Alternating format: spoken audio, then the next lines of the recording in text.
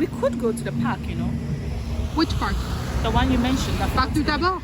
Yeah. Ok, allez, on But y va. do we need to... What? Do we walk or... We can walk. How many minutes? 12 minutes? Ish. Ish. Ça va? Oh man, you should have seen.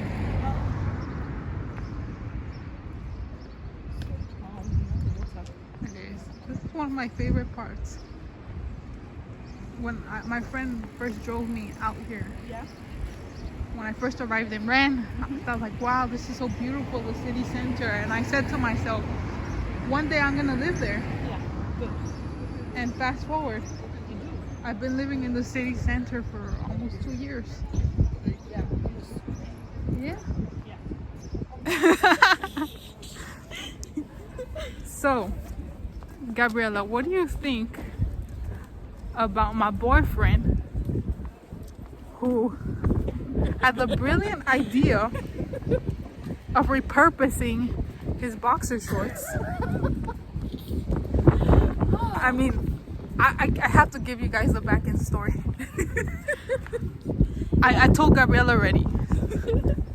So one day my boyfriend and I were getting ready to go to bed, and he's wearing these boxer shorts. He gets up out of the bed to go to the restroom. Next thing you know, I realize his little butt cheeks are sticking out completely. It turns out that the elastic was fully stretched out. Like, Basically old. I wanted to throw him out. And he said, no, haven't you heard French people repurpose clothing? I'm like, what? He's like, yeah, you can make little... Everything. You can Every single thing, you know. they repurpose everything. Every single thing. Even a sock. He said that you could make a rag out of his underwear.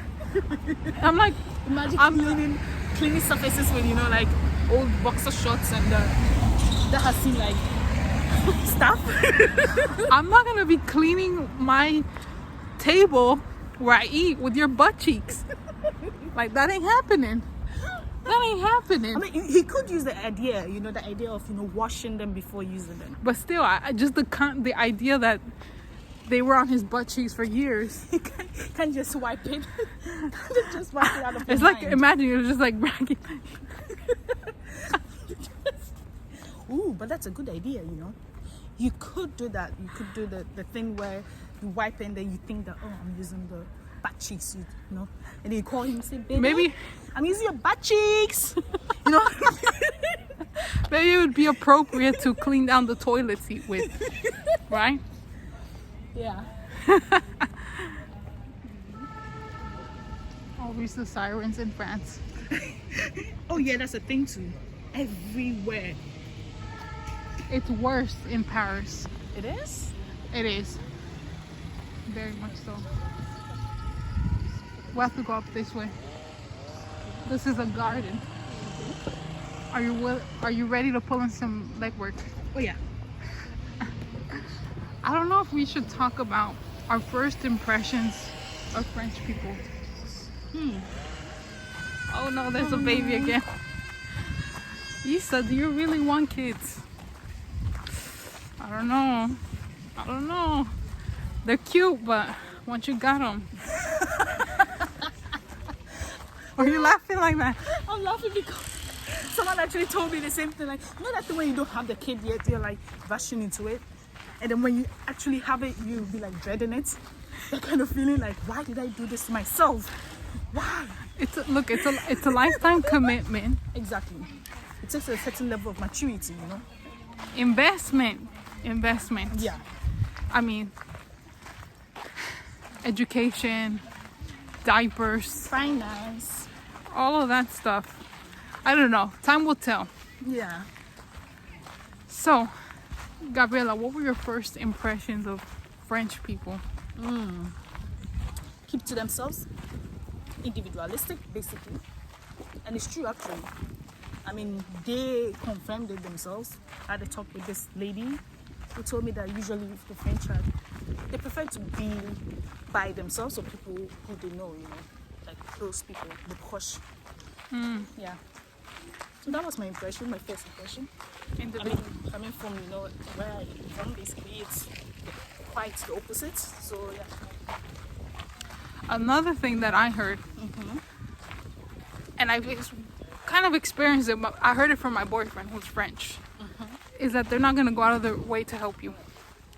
He gave me 2 examples in Paris when he was living there at the time. He was getting mugged. Okay? On the RER, I think. RER, I don't know which one. R in French. And nobody was jumping in to help him. There was people and they weren't. They ended up, like, they kept punching him, he said. So he would give up his wallet or something, and I think they went away. And No one chased after them? Nothing? No, nobody screamed, nobody said leave him alone. It's shocking. Also, like people with kids, like to get on, like with a stroller, to get on the metros or buses, you don't see people helping Oh, yeah. or struggling with their luggages. Yeah, that's true. Like, Not just like those with babies, basically those like the aged, you know. yeah, Older the elderly, people, yeah. Yeah. Look, with the luggages, nobody has helped me here in France. Not a stranger. No one. Oh no, but okay, wait. I don't know. He's probably francophone. He helped me with my trolley the other time. I remember. I think I was climbing the stairs, and then, I mean, it was heavy, so maybe he saw it, and then he Helped you. helped Okay. me. So I don't know, but he's francophone. Yeah. He's not French. Okay. So you see, Yeah. I can use that as an example. The one case. He's you know. francophone, you said, but not French, like from France, like from another French-speaking country. Yeah. In Norway, when I was coming back to France, I had a big suitcase. I had another little suitcase. I had my backpack. I was struggling to get on the bus Yeah. with all these luggages. I had, I think, 1 or 2 Norwegians that stepped outside of the bus to help me get on. I was shocked. Even though Norwegians are seen to be like cold, distant, Yeah, I was going to say cold. Yeah. and that there's this rule on the bus or public transportation where if there's a seat an empty seat next to someone, technically it means that seat is taken. It's the same thing in Sweden. You don't sit next to a stranger on a bus. You stand, or you find another two empty seats, and you take one of them. That's strange. That's strange, though.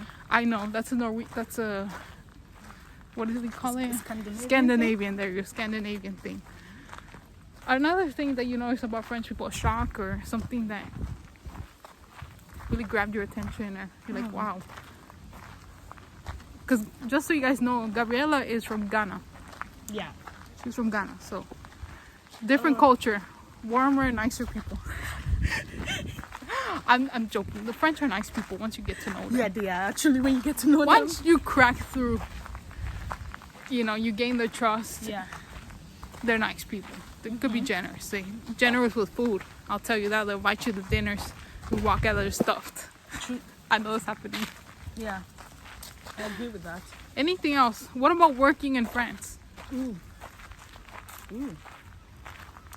Working in France, huh? Yeah, so it's definitely different, They have, for example, the mini breaks they take, the smoking breaks or the coffee breaks, where they just stand, maybe outside or in the break room or something, and then they talk for a while, talk about anything other than work. Or maybe my point is it's different to have that mini breaks, because I know when it comes to breaks, it's usually the big ones, the lunch break. I mean, after that, that's it. Yeah, I noticed it. I had heard about it in other YouTube videos about them taking a lot of breaks, a lot of coffee breaks. And it's true, I witnessed it myself. There's one break in between when you start the day to lunchtime, and there's another one in between lunch. After post lunchtime and the end of your day. And you just go out, down, you have a coffee, or you go out, you smoke and have a coffee. You do both. And my team, my colleagues are in the UK, so sometimes I'm taking these little mini breaks, and sometimes they're trying to reach me, and I'm on a mini break. They don't understand. Good thing I'm connected to all of my apps. You know, I have Teams on my phone, so I take my phone with me. So in case I need to answer to something really quickly, I do it right then and there. Yeah, so on this channel, I want to talk about different topics, not just like life in France as internationals, but also women topics like dating apps, dating internationals, birth control, my experiences. How have men been around wearing a condom in my experiences? Yeah. Spoiler alert, I've had quite a few men that the moment they realize that you are taking some form of birth control, they don't want to wear a condom. Yeah, they think birth control also blocks STDs. And these are well-educated men. These are men that have master's degrees, that have big job titles, and they don't want to wear a condom. Yeah. Topics around how I'm the first to go to college in my family, how I put myself to school, working in France, all that good stuff. Life in France. Yeah. Yeah. So stay tuned. Sometimes we'll have Gabriella. A little bit of Gabriella in. I love Gabriella. She's just a ray of light. A ray of light. Let's see the little birdies. Yeah. You're so cute. You're so cute. Oh, he came back.